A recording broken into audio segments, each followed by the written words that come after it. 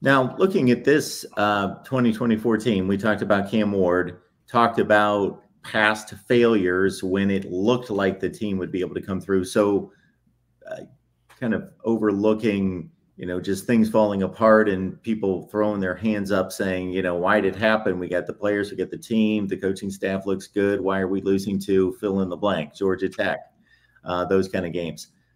Is there a particular spot on the field on either side of the ball that you're a little bit concerned with not being the quality that it needs to be?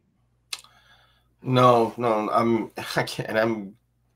I'm saying that honestly, not as a fan. I mean, I what I like to do is I like to look at every roster depth piece of everyone always on our schedule, like who we're gonna play, what year they're in, how many snaps they, whatever, all that, a little bit of PFF, whatever. And I can say that, I mean, we are as equipped as possible for our schedule. Like I don't think Mario did a bad job because he's the first coach in I don't know how many years, 20 plus years, that's built it inside out. And from watching football and knowing football that when you have the trenches, it's always okay. Like, meaning like you can maybe go with your B or your C plus game and get out of that because you can still control the line of scrimmage a little bit. And I think that was a big reason last year. What a lot of people didn't realize with us last year that I think just going to translate to this year is we were in every single game last year in the fourth quarter with 5 minutes left in the game, which we would have laid down in years past because of culture, and the reason is, yeah, I know TBD had a bad year and turnovers, but we could at least run the ball. We could control the line of scrimmage a little bit. So it kept us there, it kept us there. Now you add even more guys, right, to that, and you bring in more weapons. I have, like, you have all these shows, you're expert in all these things. I know roster management, I know roster building, and I know roster development.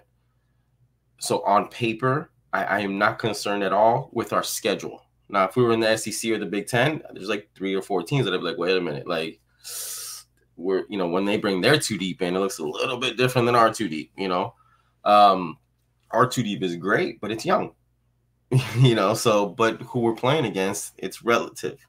I would say that, no, I'm not concerned at all. As long as we have normal injuries, like everybody has normal injuries, but you go and drop let's say that's something crazy, like you lose 3 offensive linemen starting off side. Now it gets a little interesting, but that's any team in my opinion, right? No, the roster construction has been unreal. I mean, it really has. I've never seen anything like this. I've never seen anyone do it this way, the way he's doing it. I've seen people go buy everything, I've seen that one, but that's like this. What do you do next year? You better go buy again and hit again. He's done a good blend. And, now you're going to start seeing more of the guys he brought in. We'll see if the development is what everybody says it is, right? The guys are definitely getting bigger. They're definitely getting faster. But what happens, the Mike Tyson line? What happens when you get punched in the face? Let's see what happens, But no, I have no concerns anywhere. I really don't. I love the back end. I love the guys behind the guys in the back end, I mean, you look, when is the last time, Mark, honestly, that when you look at national media, that they're putting our position groups in those rankings this high? Like, we might get ranked preseason, and it's never deserved, right? It's just because it's the logo, but you don't see us, the running back room, the wide receiver room, the quarterback room, the offensive line room, the tight end room, like, it's interesting. It's just interesting that everyone else sees it, and it brings fear for us old guys because they're like, no, don't, please, we don't want to exist. Don't tell everybody this. Let us earn it. Yep. Yes, get us off the radar. But the young people love it. Like, oh my God, if you put on social media, everybody's arguing and fighting, and we're better, but we haven't won any games yet. Phil Steele, quarterback room 10, running back 7, receivers 11, offensive line 7. How does that strike you? I mean, yeah. I mean, I wouldn't say that according to our schedule, but according maybe nationally, I would say that I think most of our rooms are top 20 nationally. That would be my guess.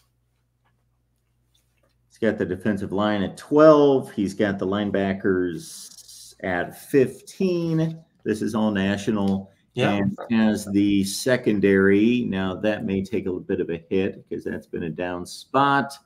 I am all over the place looking for the secondary. I didn't even know that, by the way, these rankings you're giving me. That's funny. I can't find them in the secondary. That made me, 37 in the secondary. Special teams. Well, you know why that's there, right? Because Cam Kitchens and James Williams went to the league, so yeah, that's why they put that there. Then he's got special teams at 17. Then he's got another interesting deal where he ranks the teams, throws out the schedule, doesn't factor in the schedule, just says who are the best. This is Phil Steele? This is Phil Steele. Got it. Who's the best team in the country? Second best, third best, not factoring in the schedule, to the point where this is the best example. He believes that Florida is the 19th best team in the country, but when he puts it with the schedule, got it. Number 50. Yeah, poor guys. So he's got Miami is the 10th best team in the country. I would say top 20, and this is me. Yeah, I mean, I respect Phil Steele. I if you have most of your position groups, almost all of them in the top 20, it comes down to coaching at that point. And, you like, I mean, period. That's all you can do is put yourself in that position. Athlon considers Miami to be the 20th best team in the country, number 3 in the ACC. Now that's considering the schedule as well, but number 3 in the ACC, 20 in the rankings. Yeah, I mean, on paper, I think we have a top 10 roster, but take into account unprovenness and maybe Mario's lack of coaching sometimes in really tough positions, I would say I like top 20. I mean, we got to earn it. Mark, you got to go. Listen, it's great. We look right now. I love getting off the bus. I love the hype, but we got to go win some of those games. And I said this the other day on my show, and I mean it and believe this. There's going to be 2 to 3 games every season. Every single team in the country is not going to have their A or their B game. The great teams go away at somebody else's home or at home and defend their home with their C game 2 or 3 times a year. It's ugly. What happened? But you got the W. Bama did it with USF last year. Georgia had it with, I forgot who it was. Everyone has, you're talking about 18 to 22, 23-year-old kids. They're going to not have their stuff. They might be off, a couple weird maybe some false calls and some turnovers, and then all of a sudden you're down 2 touchdowns in the third quarter to a team you should be blowing out. That's where I just really want to see where we're at. I think we're going to be who we're supposed to be for the first time in a long time. But let me see what happens when we go to Louisville, who we got a much better roster, but they got a great coaching staff. Let me see what happens when Virginia Tech comes here on a Friday night. I'm excited. I really am, because I think we're doing it the right way for the first time. Substance is the word I keep using. But take care of the ball and stay healthy, and let's see what happens. Miami Flows right here on YouTube. Appreciate you stopping by. Thank you for having me. He's down for us. Good stuff. I love your show, and anytime, man. Thank you so much for having me.